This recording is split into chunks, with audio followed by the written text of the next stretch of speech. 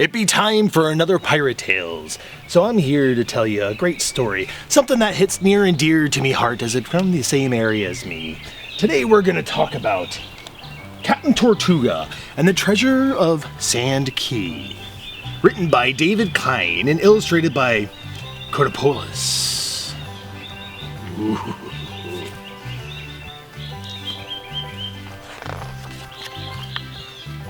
It says here that this book is dedicated to the staff, interns, and volunteers of the Clearwater Marine Aquarium's sea turtle nesting team.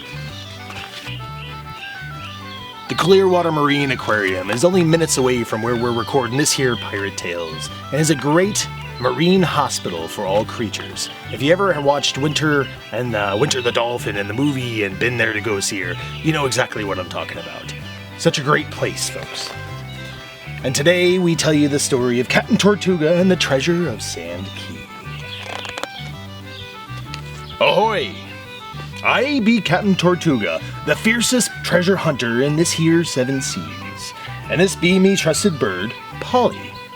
Say hello, Polly. But Polly, she's a quiet parrot. This here be my story about the time I found the most valuable treasure of all.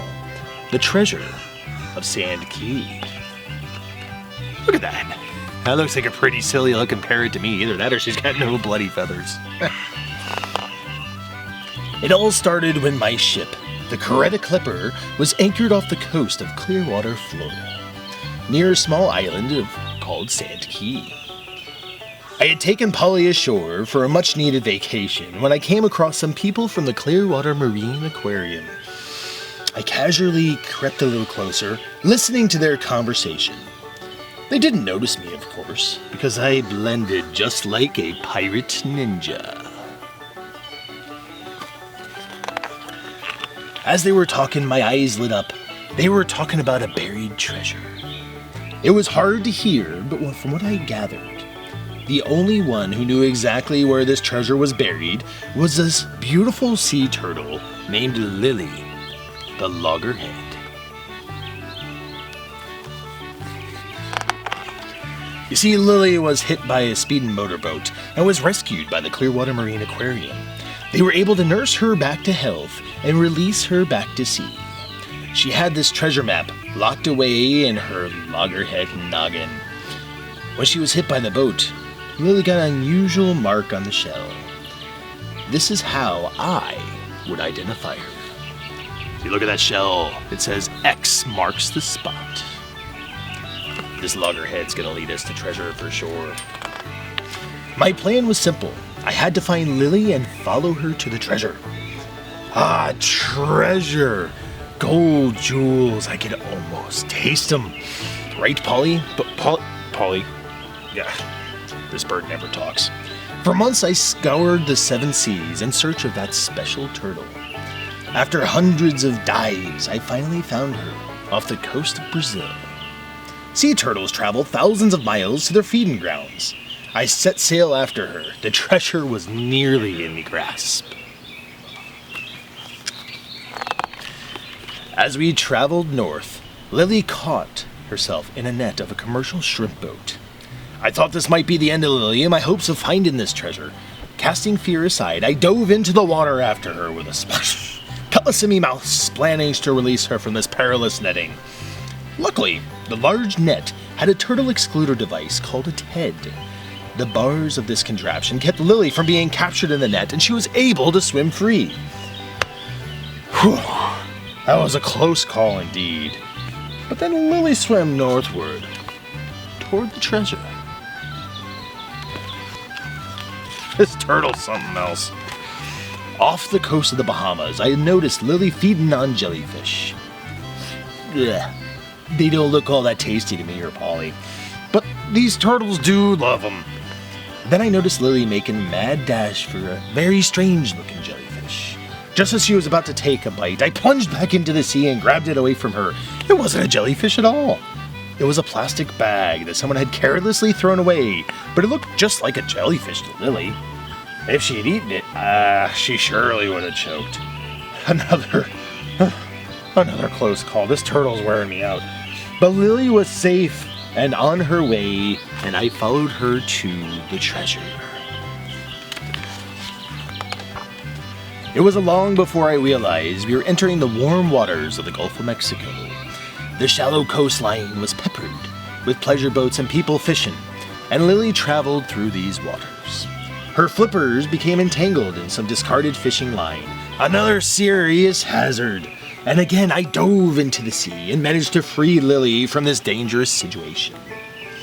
Keeping Lily safe was becoming a full-time job, but it was all worth it as long as I could find me treasure.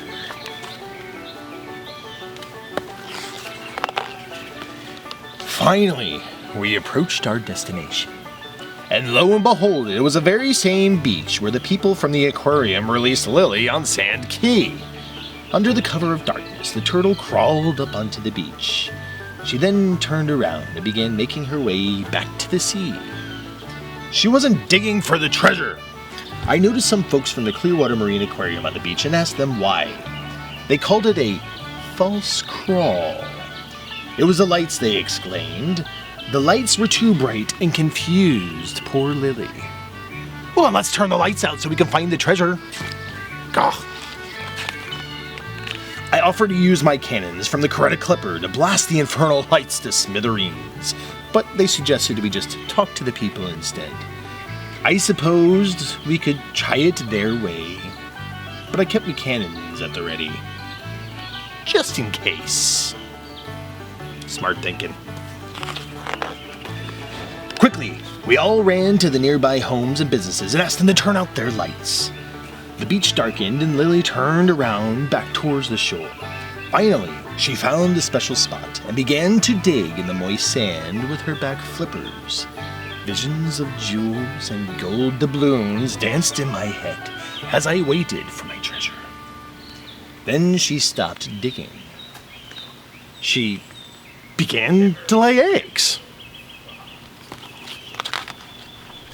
It was then that I realized that Lily herself was the treasure. Lily and her clutch of precious eggs. They were more valuable than any gold or jewels, anything I could have ever imagined. After all this time protecting Lily from the many hazards in the ocean, I knew that I found a new purpose. That's when I decided to volunteer at the Clearwater Marine Aquarium and join my new friends on the sea turtle nesting team. After my friend Lily laid her eggs, she returned to the Gulf and swam off towards her feeding grounds. But my work was just beginning. I had to keep this treasure safe. My new friends from the sea turtle nesting team gave me 4 stakes to put into the sand and some ribbon to mark the new nest. They placed a plastic cage over the nest to keep away pesky predators like birds who might want to eat the eggs. Have you ever seen these walking around the beaches? Have you seen a sea turtle nest before?